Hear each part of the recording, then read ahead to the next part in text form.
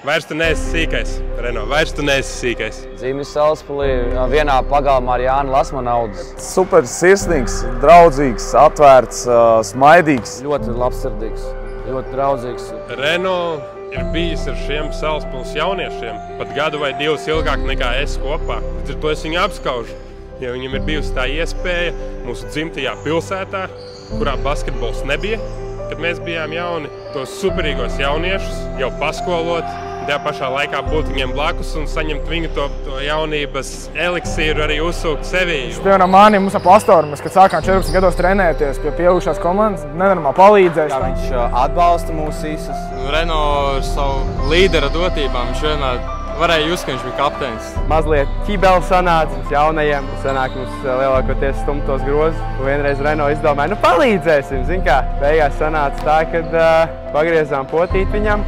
Laikam tas mūžīgi paliks atmiņā tieši tā pagājušā sezona. Kādu azartu viņš spēlēja un caur visām traumām un visu cepurnost.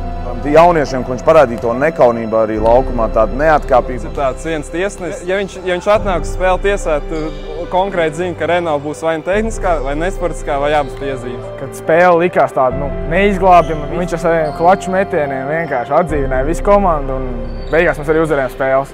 Es viņu atceros, kā viņš tur tās trakās trojkas meta, tas bija kosmos. Likās, ka nebūs vairs, tā uzvara mums ir izslīdējusi no rokām, un tad pēkšņi parādās Reno.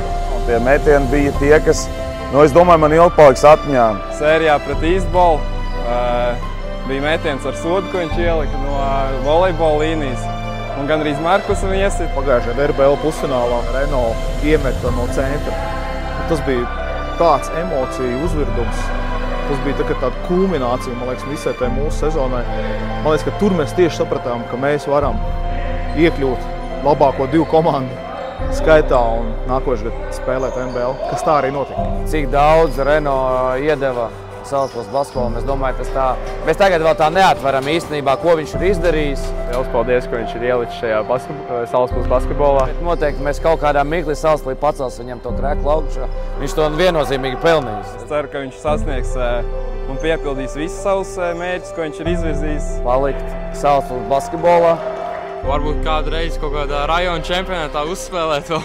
Veselība ir tas vienīgais, ko var novēlēt, jo visu pārējo es zinu, ka tu pats esi spējīgs dabūt un dabūsi arī.